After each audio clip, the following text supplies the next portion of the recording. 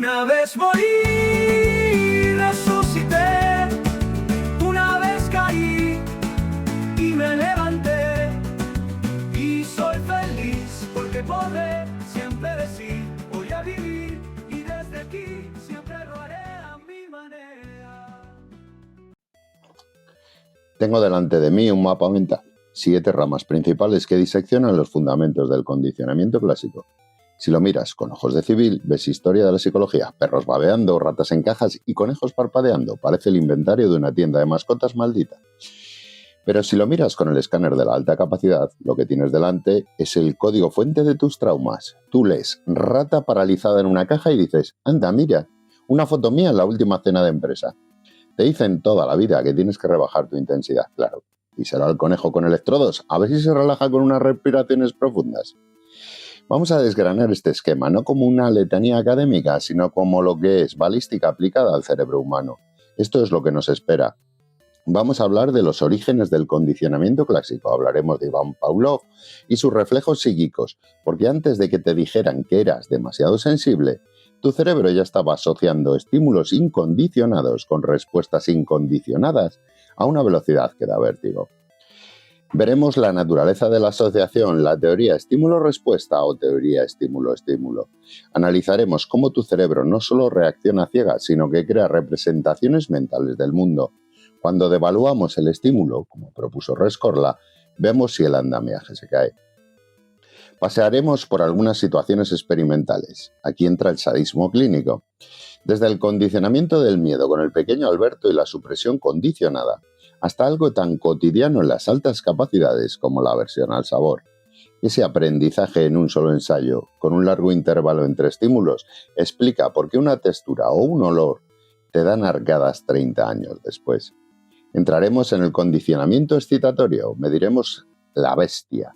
Veremos los procedimientos temporales y cómo medimos la respuesta condicionada a través de su magnitud, de su probabilidad y de su latencia. Hablaremos del condicionamiento inhibitorio, el freno de emergencia, requisitos como el contexto excitatorio y procedimientos como la inhibición diferencial, vital para entender por qué en ciertos entornos te apagas por completo. Entenderemos que la extinción no siempre es lo que parece. ¿Qué pasa cuando presentamos el estímulo condicionado sin el estímulo incondicionado? Spoiler, la memoria no se borra. Veremos fenómenos fantasmas como la recuperación espontánea, la renovación y el restablecimiento. Y acabaremos hablando de las aplicaciones y adaptación de este condicionamiento clásico, desde la territorialidad y reproducción en los peces guramis hasta la cruda realidad de la homeostasis y las drogas.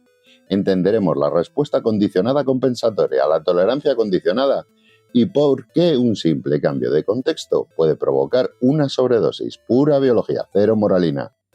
Para un cerebro de alta capacidad, este mapa no es teoría, es la explicación neurológica de por qué aprendemos a hiperreaccionar con un solo ensayo y por qué nos cuesta horrores desaprender el miedo o la ansiedad. Nuestro hardware asocia más rápido, con más variables y de forma más indeleble. Bienvenidos a Diario de una Cebra. Tengo el dudoso honor de ser el fundador de este espacio. Soy un hombre adulto, o eso creo, padre de hijos con altas capacidades y yo mismo navego por este mundo con un cerebro un poquito neurodivergente. Como ya deberías saber, no estoy aquí para venderte tazas con frases motivacionales ni para decirte que tu intensidad es un superpoder mágico. Si yo sacara una línea de tazas para cerebros neurodivergentes, no pondría sonríe que la vida vuela, pondría tu intensidad es una ventaja táctica, hasta que alguien mastica muy fuerte a tu lado y se convierte en una putada monumental que te arruina la semana. Tu intensidad es biología pura y dura, no se arregla con una taza color pastel, se arregla entendiendo qué cable han tocado. Este episodio, este texto, tiene un doble propósito muy claro, ya lo sabes. Por un lado, si eres estudiante de psicología de la UNED, estoy aquí para salvarte un poquitín del tedio. Cogemos el temario oficial, le quitamos toda la grasa académica infumable y vamos directos al nervio. Vas a entender los conceptos porque los vas a ver operando en tiempo real, no porque los memorices como un papagayo. Por otro, si tienes entre 40 y 99 años, te acabas de enterar que eres neurodivergente o simplemente llevas toda la vida sintiendo que vives sin piel, esto es para ti.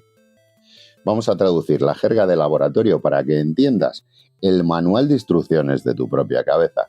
Dejarás de culparte por ser así cuando entiendas cómo tu sistema nervioso ha sido cableado y condicionado desde que naciste. Hemos visto el mapa y sabemos quiénes somos. Ya hemos puesto el cadáver sobre la mesa de disección de acero inoxidable. Ahora toca encender la luz quirúrgica y empezar a abrir. La teoría del condicionamiento clásico no es una reliquia de principios del siglo XX. Es la arquitectura invisible que dicta por qué hoy te ha dado un vuelco al estómago al escuchar un tono de notificación específico en el móvil.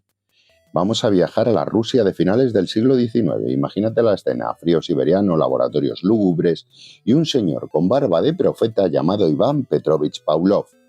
Si le hubieras dicho a este hombre que iba a ser el padre fundador de la psicología del aprendizaje, se habría reído en tu cara. Pavlov era fisiólogo. De hecho, trabajaba en el Instituto de Medicina Experimental en San Petersburgo y su única obsesión era estudiar cómo funcionaba el sistema digestivo de los perros.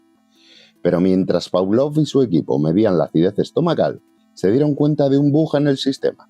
Los perros empezaban a segregar jugos gástricos antes de que la comida tocara su boca. Les bastaba con ver el alimento, peor aún, con ver aparecer al becario que les daba de comer, para que la maquinaria digestiva se pusiera a funcionar. Pavlov era un cirujano de élite obsesionado con la acidez estomacal. Imaginaos su cara.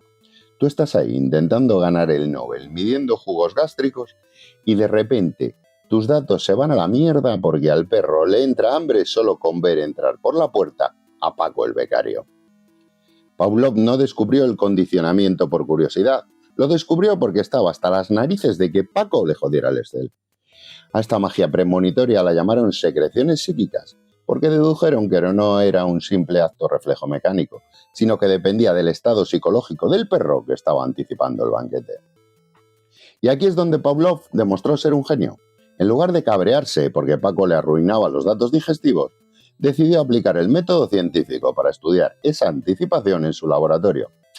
Para no tener que estar lidiando con tubos en el estómago, Pavlov hizo una actualización a su experimento. Decidió medir la saliva poniendo una fístula en la glándula salival de la mejilla del perro. El experimento salival seguro que ya lo conoces. Pones un metrónomo a hacer tic-tac, un sonido que al perro le da exactamente igual. Es un estímulo neutro. El perro mira el aparato, pero ni gota de saliva. Suena el metrónomo y acto seguido le metes un trozo de comida en la boca al animal. Reflejo natural, el perro saliva. Repites esto unas cuantas veces con ayuda de Paco el becario, hasta que ocurre el milagro de la neuroplasticidad. El perro escucha el tic-tac y sin ver la comida empieza a babear. El cerebro del perro ha hackeado el sistema para anticiparse al futuro. Para que los de la UNED no suspendan en el examen, aquí va la terminología sagrada. Ojo, Pavlov los llamó reflejos condicionales, porque dependían de una condición, pero un traductor inglés con resaca lo tradujo como condicionados, y con ese nombre se quedaron para la posteridad.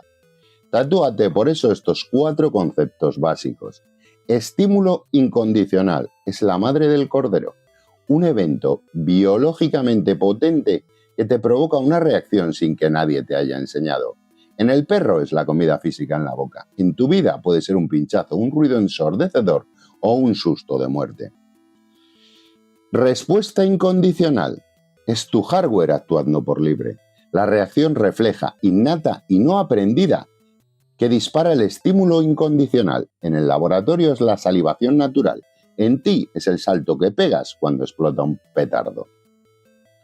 Estímulo condicionado. El impostor que se cuela en la fiesta. Al principio no es nada, solo un estímulo neutro. Pero al aparecer junto al estímulo incondicional, el cerebro dice, ese sonido predice comida. El sonido del metrónomo se vuelve el estímulo condicionado. Respuesta condicionada. Este es el aprendizaje en sí mismo. Es la conducta que emites solo ante el estímulo condicionado, anticipándote a lo que viene. El perro babeando al oír el metrónomo. Vamos con la segunda etapa de nuestro paseo, la naturaleza de la asociación. Ya sabemos que el condicionamiento ocurre y que el perro acaba babeando con el metrónomo. Pero la gran pregunta científica que surge es otra. ¿Qué se ha reescrito exactamente en el disco duro del perrito? Para explicar lo que pasa ahí dentro, la comunidad científica se partió la cara defendiendo 2 modelos teóricos diametralmente opuestos. El primero, la teoría estímulo-respuesta. Esta fue la postura que pegó fuerte en Estados Unidos gracias a la influencia de Thorndike. Básicamente te ven como a una máquina expendedora. Propone que el cerebro crea un cableado directo, un atajo automático entre el estímulo condicionado, el sonido, y la respuesta biológica, salivar. Es una visión puramente mecanicista y refleja. Según esta teoría, el sonido dispara la reacción corporal sin que el animal pase por el trámite de evocar mentalmente la comida. Acción, reacción, cero imaginación. Y por otro lado, estaba la teoría estímulo-estímulo. Sorprendentemente, esta era la explicación que defendía el propio Pavlov. A diferencia de los mecanicistas americanos, este modelo dice que el cerebro es más sofisticado. Sostiene que el sujeto asocia los dos estímulos entre sí, el metrónomo y la comida. Cuando suena el metrónomo, el estímulo evoca inmediatamente en la memoria del animal una representación mental o un recuerdo de la comida, y es la activación de esa memoria en su cabeza lo que físicamente le hace salivar. Para zanjar esta pelea de bar teórica, en 1973 llegó un tipo llamado Robert Rescorla y diseñó uno de los experimentos más elegantes y sádicos de la psicología empírica, la devaluación del estímulo incondicionado. Rescorla cogió a unas ratas y les enseñó a tener pánico a una luz, emparejándola repetidamente con un ruido atronador. Ambos grupos aprendieron a paralizarse solo con ver la luz. Luego cogió al grupo experimental y los sometió a la devaluación. Les puso el ruido insoportable en solitario una y otra vez, hasta que las ratas se habituaron y dejaron de asustarse. Le quitó todo el poder al estímulo original. Al grupo de control ni lo tocó. En la fase final volvió a encender la luz sola para todas las ratas. Los resultados destrozaron la teoría mecanicista. Las ratas del grupo habituado mostraron muchísimo menos miedo a la luz que las del grupo de control. Piénsalo fríamente. Si el aprendizaje fuera un simple cortocircuito automático estímulo-respuesta, la luz debería haber seguido detonando el terror de fábrica, porque esa conexión directa, luz-miedo, nunca se había manipulado. Sin embargo, la reducción del pánico demostró empíricamente la validez de la teoría estímulo-estímulo. La luz activaba la representación mental del ruido en el cerebro de las ratas, pero como ese ruido tras la devaluación ya no significaba una amenaza, la luz dejó de darles miedo. La ciencia hoy da por hecho que el condicionamiento crea asociaciones entre estímulos. Y antes de pasar al punto en el que veremos algunas situaciones experimentales, una pequeña pincelada para las cebras. ¿Y si esta es la razón biológica por la que tu intensidad neurodivergente es tan agotadora y tan difícil de apagar? Tu cerebro no es una máquina de reflejos simples. Eres una máquina de generar representaciones mentales en altísima definición. Cuando un estímulo condicionado detona tu ansiedad, no es un tic físico inmotivado, es que tu hardware acaba de evocar la película completa en IMAX de una amenaza pasada. Tu mente recrea el estímulo original con una fidelidad brutal. Por eso los parches de piensa en positivo no funcionan contigo. Necesitas devaluar el estímulo original desde la raíz. Y seguimos con el tercer punto del esquema de hoy, los experimentos. Para entender cómo se programa y desprograma un cerebro, la ciencia tuvo que mancharse las manos. A lo largo de la historia, los investigadores han diseñado diferentes situaciones en el laboratorio para ver cómo aprendemos a anticipar la realidad. Vamos a ver el menú degustación del condicionamiento empírico. Está compuesto de 4 platos: el condicionamiento del miedo, el condicionamiento del parpadeo, el seguimiento del signo y la aversión al sabor.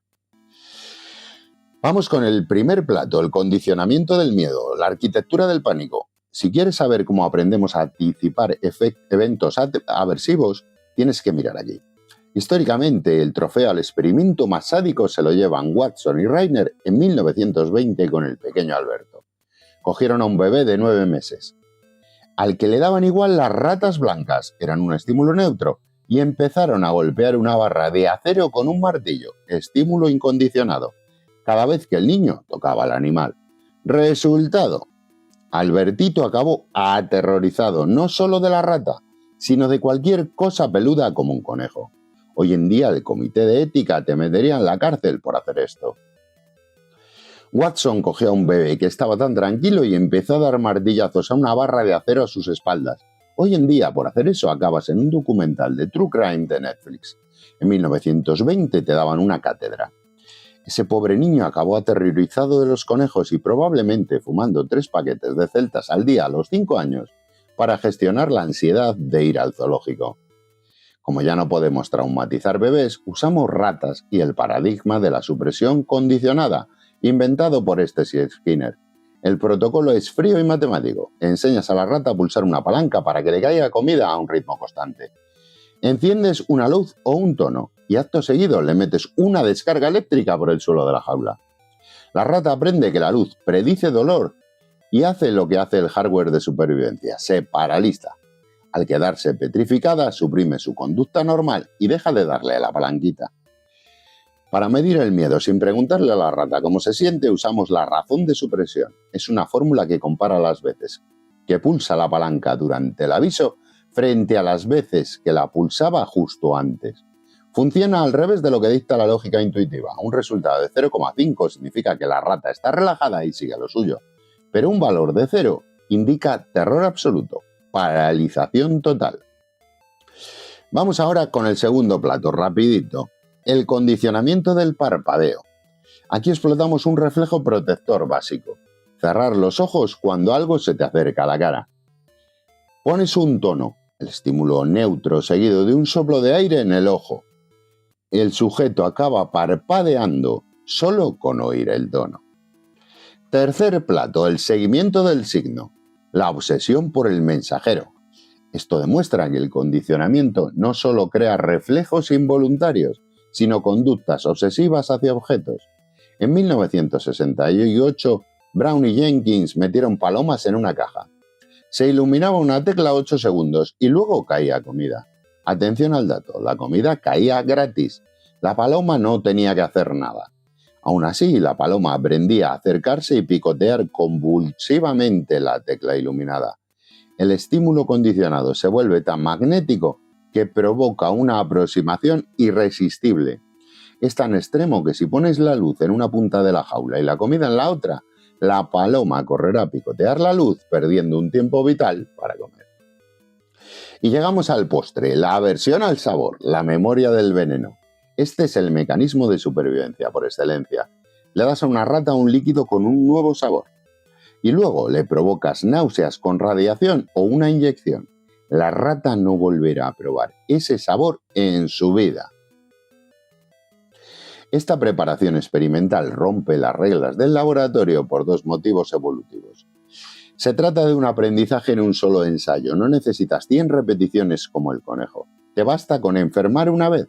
Lógico, en la naturaleza, si necesitas probar veneno 10 veces para aprender que es malo, estás muerto. Y el segundo motivo evolutivo es un largo intervalo temporal. El aprendizaje cuaja aunque pasen horas entre que te bebes el líquido y empiezas a vomitar. La evolución sabe que las toxinas reales no te matan al instante, sino horas después durante la digestión. Eso mismo es lo que le pasa a los pacientes oncológicos que acaban aborreciendo la comida que ingirieron horas antes de la quimio. El texto dice que si pruebas un sabor nuevo y horas después vomitas, tu cerebro no lo vuelve a probar en su vida. Los científicos lo llaman aversión al sabor con aprendizaje de un solo ensayo. Los adultos lo llamamos las fiestas del pueblo de 2004 con el licor 43. Han pasado 20 años, eres una persona madura, pero percibes ese olor a vainilla dulzona a 3 metros de distancia y tu tronco encefálico dice: abortar misión, evacúen el estómago. Y antes de pasar a hablar sobre el condicionamiento excitatorio, la pincelada para los cerebros cableados de manera peculiar. Vuelve a mirar el punto 4, aversión al sabor. ¿Cuántos de vosotros no podéis comer un alimento específico desde hace 30 años por una mala experiencia en la infancia? ¿Cuántos tenéis problemas de procesamiento sensorial o rechazo absoluto a ciertas texturas? No sois tiquismiquis. Vuestro cerebro ejecuta el condicionamiento de aversión con una eficacia letal. grabando a fuego con un solo ensayo. Y fijaos en la supresión condicionada del primer plato. Cuando el entorno laboral o familiar se llena de luces que predicen un conflicto, vuestra parálisis es simplemente un freezing biológico, una razón de supresión cercana a cero. Llegamos a la física cuántica del aprendizaje asociativo. El condicionamiento excitatorio no es más que tu cerebro aprendiendo que una señal predice que algo importante está a punto de pasar. Es la anticipación pura y dura. Pero aquí el orden de los factores se altera el producto. El timing lo es todo. Dependiendo de cómo juegues con el cronómetro al presentar los estímulos, vas a conseguir grabar a fuego una asociación o no conseguir absolutamente nada. Los de la bata blanca clasifican estos juegos temporales en 4 grandes procedimientos. El primero, el condicionamiento de demora. Es el método más frecuente y el que genera un aprendizaje más sólido, directo y robusto. Enciendes la señal y la mantienes encendida al menos hasta que aparece el tortazo. El mejor resultado se da cuando la señal sigue encendida mientras ocurre el evento o se apaga justo en el milisegundo en que el evento empieza. El segundo procedimiento, el condicionamiento de huella. Aquí metemos un silencio dramático, enciendes la señal, la apagas, dejas pasar un tiempo vacío y luego presentas el evento. Se llama así porque asume que tu cerebro tiene que mantener viva una huella neuronal o recuerdo de la señal que ya ha desaparecido para poder asociarla con el tortazo que llega después. Funciona bien, pero tiene un límite. Si el silencio es muy largo, la eficacia se desploma e incluso puede invertirse y convertirse en condicionamiento inhibitorio, que veremos en el próximo punto. El tercer procedimiento, el condicionamiento simultáneo. Presentas la señal y el evento exactamente a la vez y duran lo mismo. A nivel práctico es una estupidez, porque si la señal suena a la vez que te dan el golpe, la señal ya no sirve para avisarte de nada. Por eso, a simple vista, parece que el animal no aprende y apenas reacciona. El condicionamiento simultáneo parece una estupidez a nivel práctico. Es como si el piloto rojo de fallo de motor de tu coche se enciende exactamente en el mismo milisegundo en el que el bloque del motor explota y el capó sale volando por la autopista. Gracias por el aviso, lucecita. Pero ya me había dado cuenta por el humo, por las llamas y porque me falta medio parabrisas. El cerebro te dice: para esto no me avises, me quedo con el susto original.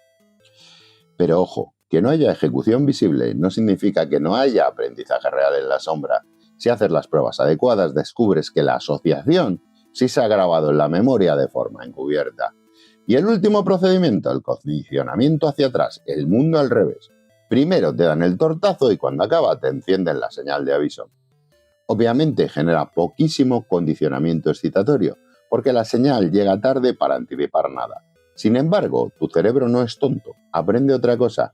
Como la señal aparece justo después del evento malo y precede a un rato de calma, interpreta la señal como un aviso de que el peligro ya ha pasado.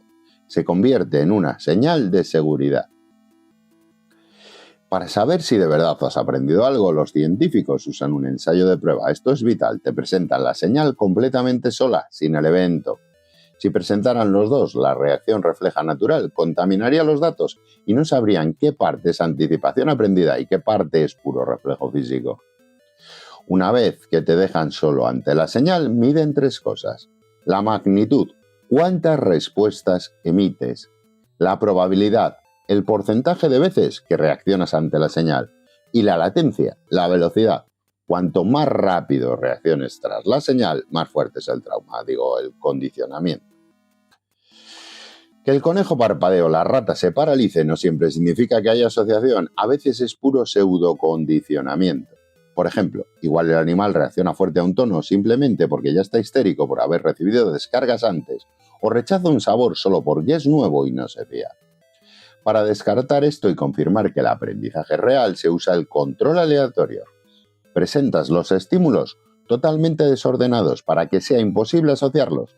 Pero como el azar a veces es caprichoso y crea emparejamientos accidentales, los pros usan el control pseudo-aleatorio. Distribuyen los estímulos a mano de forma estratégica para garantizar matemáticamente que haya una contingencia cero entre ellos. Terminado este punto y antes de pasar al condicionamiento inhibitorio, la pincelada para que no se me duerman las cebras. Fijaos en el condicionamiento de huella. Nuestro cerebro divergente es un maestro reteniendo esa huella neuronal durante muchísimo tiempo. Podemos conectar un tono de voz sutil con una crítica destructiva ocurrida minutos o incluso horas después. Nuestra ventana temporal para hacer asociaciones peligrosas suele ser más amplia. Y respecto al ensayo de prueba, ¿cuántas veces reaccionáis con una latencia mínima y una magnitud máxima ante un estímulo que para el resto es inofensivo simplemente porque vuestro sistema está ejecutando un ensayo de prueba de un condicionamiento pasado? Hasta ahora hemos hablado de anticipar el impacto, pero un sistema nervioso que solo sabe acelerar acaba jodiendo el motor. Aquí entra el condicionamiento inhibitorio, es el mecanismo vital por el cual aprendemos a predecir que un evento significativo no va a suceder. Saber que estás a salvo y sentir ese alivio es tan crítico para la supervivencia como saber anticipar el peligro. Es el freno de mano de tu ansiedad. El cerebro es una máquina de eficiencia energética, no gasta recursos en procesar ausencias que no le importan. Por eso, para que se desarrolle la inhibición, es absolutamente necesario que exista previamente un contexto excitatorio. La lógica es aplastante. Para que registres que un evento ha sido cancelado, primero tienes que tener la firme expectativa de que iba a suceder. Si nunca has experimentado un tortazo en un lugar concreto, es físicamente imposible que lo eches de menos o te alivie su ausencia. El mismísimo Pavlov lo dejó claro: sin ese fondo de excitación o amenaza premia, la señal de calma no pasa nada. Carece por completo de significado. Para que tu cerebro pise el freno y sienta alivio, primero tenías que estar acojonado. Los científicos lo llaman contexto excitatorio innegociable. Yo lo llamo trabajar en una oficina de lunes a viernes.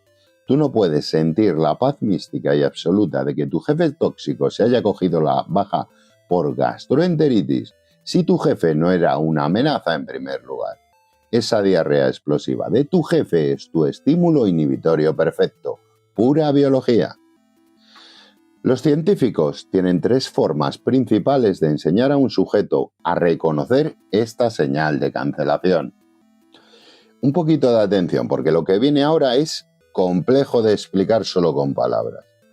Por un lado tienen el procedimiento estándar, A más entre A, X menos, diseñado por Pavlov. Juega con el contraste, mezcla 2 tipos de ensayos aleatoriamente. Ensayos excitatorios, la A más, en los que presentas una señal, el estímulo condicionado positivo, seguida del tortazo, estímulo incondicionado. El sujeto aprende a tener miedo. Ensayos inhibitorios, la AX negativa, presentas esa misma señal de peligro, pero le sumas un elemento nuevo, un estímulo condicionado negativo, y esta vez no hay tortazo. El cerebro hace la ecuación rápido. Iba a recibir un golpe por la señal A, pero como estaba presente la señal X, me he salvado. Si luego presentas la señal X en solitario, verás que se ha convertido en un inhibidor perfecto que señala de forma inequívoca que estás a salvo. Fijaos en la fórmula matemática del procedimiento estándar, eso que Pavlov llamó A más entre AX menos. Como aquí no tenemos una pizarra, os voy a traducir estos símbolos al castellano. Empecemos por la primera parte, el ensayo excitatorio, la A más. La letra A es la señal de peligro y el símbolo más significa que la hostia está garantizada. A más es la cena de Nochebuena en casa de tus suegros. Tienes la mesa, las gambas y sabes al 100% que van a caer las pullitas sobre tu sueldo y tu forma de criar a los niños. Eso es A más.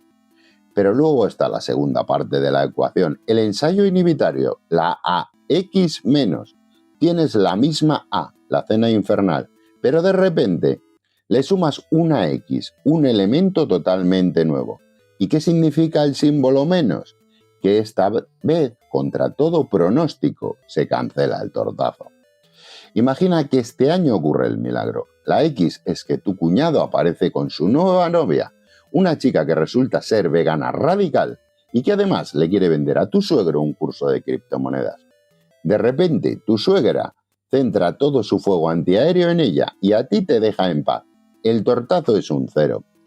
Tu cerebro hace la ecuación rápida. La novia de tu cuñado es tu estímulo inhibitorio, tu flamante señal X. A su lado estás a salvo. De repente la quieres más que a tu propia familia. El segundo procedimiento es la inhibición diferencial, más rústico y más directo. Alternas ensayos donde un estímulo condicionado positivo va seguido de elemento, con ensayos donde un estímulo condicionado negativo totalmente distinto aparece solo y nunca va seguido de nada. El animal aprende a discriminar y convierte el estímulo condicionado negativo en su señal de relax. Y por último, el desemparejamiento explícito. Aquí no hay contraste, hay distancia temporal. Presentas la señal y el evento con una separación de tiempo inmensa. La regla de oro es que nunca coincidan. Creas una correlación negativa. El cerebro entiende que si aparece esa señal, la probabilidad de que ocurra el evento malo cae en picado. Medir empíricamente que algo no ocurre es un dolor de cabeza. Los investigadores usan para ello 3 sistemas. El primero, los sistemas bidireccionales, la única medida directa. Funciona solo con respuestas físicas que tienen un nivel de reposo y pueden ir hacia arriba o hacia abajo, como el ritmo cardíaco. El segundo es la prueba de sumación, la matemática pura. Presentas el estímulo excitatorio, el que da miedo, junto con el inhibitorio, el que da seguridad. Si el inhibidor funciona de verdad, la respuesta de terror debe reducirse drásticamente, como si se restaran en el cerebro. Y el tercero es la prueba de retraso. Intentas reprogramar al sujeto. Si un estímulo se ha consolidado como una fuerte señal de ausencia, al cerebro le va a costar horrores aprender que de repente significa presencia. Tardará muchísimos más ensayos en aprenderlo que si fuera un estímulo nuevo y neutro. Y ahora que hemos visto cómo aprendemos a frenar, una observación para mis queridas cebras. Igual aquí está la clave biológica de nuestra hipervigilancia. Un cerebro neurodivergente que ha sufrido acoso, incomprensión o sobrecarga sensorial constante tiene el acelerador pisado a fondo. Nuestro problema muchas veces no es solo que detectamos amenazas donde los demás no las ven, sino que nos faltan estímulos inhibitorios eficaces. Cuando encontráis esa persona refugio o ese espacio de interés profundo donde nadie os juzga, vuestro cerebro aplica un procedimiento estándar, AX negativo. El entorno puede ser caótico, A positivo, pero la presencia de esa persona o interés, la X, cancela la amenaza. Esa es vuestra inhibición y por la prueba de retraso sabemos que si este espacio seguro de repente os traiciona, el colapso es total, porque vuestra biología se resiste a reprogramar una señal de seguridad en una de peligro. Aprender a predecir un tortazo es vital para sobrevivir, pero perder esa conducta de alerta cuando el entorno cambia y ya no hay peligro debería ser igual de importante. Digo debería, porque aquí es donde la mayoría de nosotros nos estrellamos contra el muro de la biología. Vamos a hablar de la extinción. En el laboratorio la definición es sencilla. Es un procedimiento donde presenta repetidamente la señal completamente sola, sin que vaya seguida del evento significativo.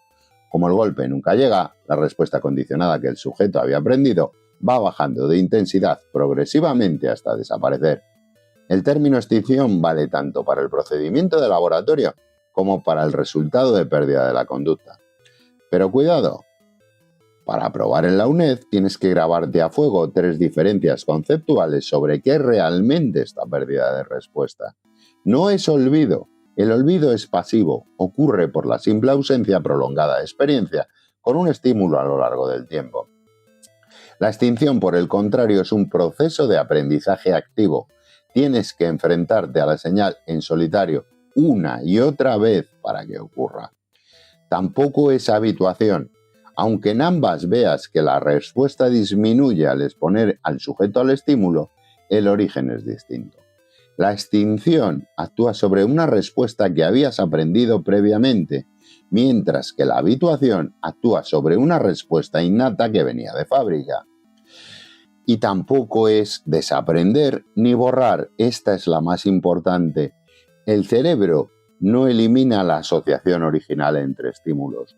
Lo que hace tu materia gris es crear una nueva asociación paralela. Aprende que ahora esa señal indica la ausencia del evento. La ciencia dice que la extinción no es borrar el disco duro. Tu cerebro no hace clic derecho y da a vaciar papelera. lo que hace es ponerle un post-it encima a la alarma. Por eso te crees que has superado el trauma de tu antiguo trabajo tóxico, porque ahora llevas 2 años en una empresa maravillosa. Pero un domingo estás tan tranquilo tomándote un café en el Starbucks y a un tipo a 3 mesas de distancia le suena el cling genérico de una notificación de Teams en el portátil. A ti te da un microinfarto, se te cae la magdalena y tu cerebro empieza a redactar un email justificando por qué no has entregado el informe de ventas. Como la memoria excitatoria original nunca se borra, la conducta que creías muerta y enterrada sigue latente y puede volver a morderte. La ciencia sabe que no borraste el disco duro gracias a 4 fenómenos que demuestran que la conducta extinguida puede resucitar con una facilidad pasmosa. El primer fenómeno, la desinhibición. Estás en plena fase de extinción, el sujeto ya casi no reacciona y de repente metes un estímulo totalmente nuevo junto con la señal original. El sujeto vuelve a ejecutar la respuesta condicionada de inmediato. Si el perro ya no salivaba con la luz y le pones un tono nuevo a la vez que la luz, vuelve a babear al instante. Imagina que por fin has conseguido que no te dé taquicardia el sonido del telefonillo de casa, porque has aprendido que suele ser publicidad y no el casero. Estás un domingo super zen, en pijama, suena el telefonillo, ni te inmutas. Pero en ese preciso instante en el que suena, a tu gato se le cae un vaso de cristal al suelo. Ese es el estímulo nuevo. ¿Qué hace tu cerebro? Cortocircuita por completo. Gritas, pegas un salto y de repente estás convencido de que el del telefonillo es un equipo de los SWAT del Ministerio de Hacienda que viene a derribar la puerta. Tu extinción se ha ido al garete por culpa del gato. Esto confirma que la asociación original seguía ahí, agazapada, y no hace falta volver a entrenarla para que aflore. El segundo fenómeno es el de la recuperación espontánea, otro hallazgo de Pavlov. Terminas la extinción con éxito, dejas pasar un tiempo de descanso sin que el sujeto vea los estímulos. Si luego vuelves a presentar la señal original, la conducta aflora de nuevo por sí sola, aunque con menos fuerza que al principio. Los investigadores creen que pasa porque la memoria de las claves contextuales que había durante la extinción se va deteriorando con el tiempo. Si le devuelves exactamente las mismas claves de aquel contexto, la respuesta vuelve a desaparecer de golpe. El tercer fenómeno es la renovación. Condicionas el miedo en una rata en la caja A. Te llevas a la rata a la caja B, muy diferente, y le haces la extinción allí hasta que se le quita el miedo. Parece curada, pero si devuelves a la rata a la caja A, el miedo intenso ante el tono se renueva de golpe. ¿Por qué? Porque ahora la señal es ambigua. Significa peligro y seguridad a la vez. Así que el cerebro usa el contexto físico como pista para decidir. La putada biológica es que el aprendizaje excitatorio se generaliza a cualquier lugar, pero la extinción suele limitarse rígidamente al entorno específico donde ocurrió. La rata se cura en la caja B, pero vuelve a la caja A y vuelve el pánico. Esto lo habéis vivido todos. Lleváis 3 años de terapia carísima, meditáis, sois adultos funcionales e independientes y cruzáis la puerta de la casa de vuestros padres en Nochebuena. A los 5 minutos tu madre te dice: ¿te vas a comer eso con la que está cayendo? Y de repente vuelves a tener 15 años, estás a la defensiva y quieres huir por la ventana. ¿No has empeorado? Es que has vuelto a la caja A. Y el último fenómeno es el de restablecimiento. Has terminado la extinción, el sujeto está tranquilo. Un día le presentas el evento malo, completamente insolidario, sin avisos. La próxima vez que enciendas la señal, el sujeto volverá a emitir la respuesta condicionada original de inmediato. Prueba definitiva de que la asociación no se había borrado. Al volver a probar el tortazo incondicionado, el entorno actúa como una pista que suprime la ambigüedad y el cerebro decide reactivar la memoria excitatoria para salvarte la vida. Cebras, escuchad bien esto. ¿Cuántos de vosotros habéis sentido que habéis dado 10 pasos atrás en vuestro desarrollo personal porque de repente un día volvisteis a reaccionar con pánico ante un estímulo que creíais superado? Os fustigáis pensando que la terapia no sirvió o que estáis rotos. No, estáis sufriendo renovación porque habéis cambiado de contexto. Por ejemplo, habéis vuelto a la casa familiar por Navidad, la famosa caja A. O estáis sufriendo recuperación espontánea porque el cerebro de alta capacidad guarda unas copias de seguridad de las asociaciones excitatorias en calidad 8K. No habéis retrocedido, simplemente vuestro sistema operativo es extremadamente conservador a la hora de borrar un archivo que alguna vez consideró de vida o muerte. No es un fallo, es tu biología haciendo tu trabajo demasiado bien. Y para cerrar el temario, que se está haciendo un poco extenso, vamos a sacar el condicionamiento del laboratorio aséptico y lo vamos a meter donde realmente importa, en el barro, en la calle y en la pura supervivencia biológica. Porque aprender a anticipar eventos no es un truco de circo para que el perro salive, es el mecanismo que decide si vives, si mueres o si dejas descendencia en un entorno hostil. Saber qué va a ocurrir antes de que ocurra te da una ventaja táctica brutal. La investigadora Karen Hollis lo demostró con el pez gurami azul, un animal con muy malas pulgas y altamente territorial. Hollis enseñó a los machos que una luz anunciaba la llegada de un macho rival. Al ver la luz, el pez activaba una agresividad condicionada al instante, preparando todo su cuerpo para la guerra antes de que el otro pez asomara la aleta. Resultado, destrozaba a los rivales que no habían sido avisados. Y en el amor más de lo mismo, si la luz anunciaba una hembra, el macho inhibía su instinto asesino, se ponía romántico, construía mejores nidos y conseguía muchísima más descendencia. Anticipar es ganar. Y en el mundo de las drogas es donde la biología se vuelve oscura y fascinante.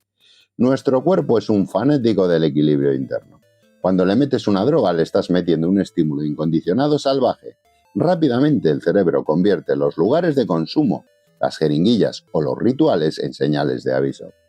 Fijaos en la mecánica de precisión de una adicción. Está la respuesta condicionada compensatoria. Para que la droga no reviente el sistema, el cuerpo al ver las señales lanza un contraataque biológico. Produce un efecto exactamente opuesto al de la sustancia para amortiguar el golpe. Luego está la tolerancia condicionada. Como tu cuerpo ya ha levantado los escudos antes de que te pinches o tragues la pastilla, el impacto de la droga disminuye drásticamente. Por eso el adicto necesita dosis cada vez más bestias para sentir algo. Y todo esto suele acabar en sobredosis por cambio de contexto. Este es el fallo fatal del sistema.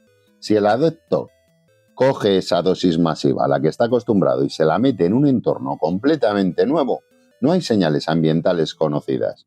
El cerebro no anticipa el impacto, el cuerpo no lanza su respuesta compensatoria para defenderse. Al faltar esa barrera, toda la potencia de la droga choca de frente contra un organismo desprotegido, provocando una sobredosis letal accidental.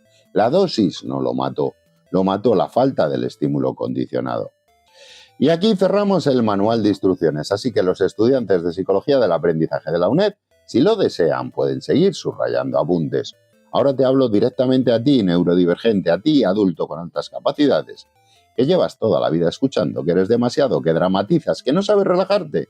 Quiero que cojas todo lo que hemos destripado hoy. Ahora te hablo directamente a ti, neurodivergente, a ti, adulto con altas capacidades, que llevas toda la vida escuchando que eres demasiado, que dramatizas, que no sabes relajarte. Quiero que cojas todo lo que hemos destripado hoy sobre el condicionamiento clásico y lo apliques a tu vida diaria.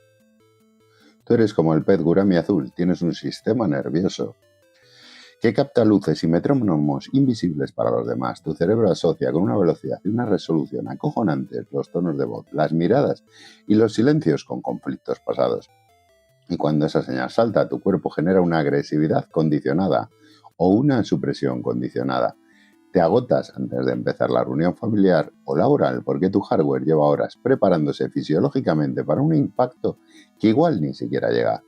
Y lo de la homeostasis y el contexto, esto es puro masking. Has generado una respuesta condicionada compensatoria brutal para sobrevivir en entornos neurotípicos. Te anestesias a ti mismo para encajar en la oficina o en las cenas sociales. Tu cerebro lanza contramedidas para mantener el tipo frente a la sobrecarga sensorial. ¿Sabes por qué a veces te da un ataque de ansiedad masivo? O un colapso en situaciones aparentemente inofensivas como estando a solas o de vacaciones.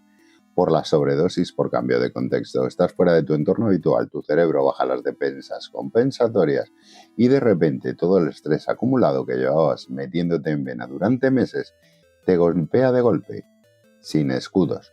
El adicto cambia de hotel, no hay señales de aviso conocidas, su cuerpo no pone los escudos y le da la sobredosis. A los intensos y raritos nos sucede igual, pero con el estrés. Te pasas 11 meses aguantando carros y carretes en la oficina, tu cerebro segregando cortisol como si estuvieras desembarcando en Normandía. Te vas a un resort en Punta Cana con tu pulserita de todo incluido escuchando las olas y tu cerebro dice, ¡ay! No hay amenazas, bajad los escudos. Y ahí es cuando mientras te traen una piña colada te da el mayor ataque de ansiedad de tu vida. La gente mirándote relajada en la tumbona y tú hiperventilando porque biológicamente tu cuerpo acaba de sufrir una sobredosis letal de paz. No eres débil, no estás roto, no te falta actitud positiva. Eres un organismo con un cableado de altísimo rendimiento respondiendo a las leyes de la física y de la biología. Deja de pelearte con tu naturaleza y empieza a gestionar tus contextos. Estudiantes de la UNED, ya tenéis el condicionamiento clásico limpio de paja. Si en el examen os preguntan por Rescorla, Pavlov, la inhibición diferencial o el Gurami azul, ya sabéis que esto va de anticipar el tortazo y de sobrevivir. Para los intensos, espero que ver vuestras rarezas explicadas desde la más fría y hermosa biología os quite de encima un par de toneladas de culpa.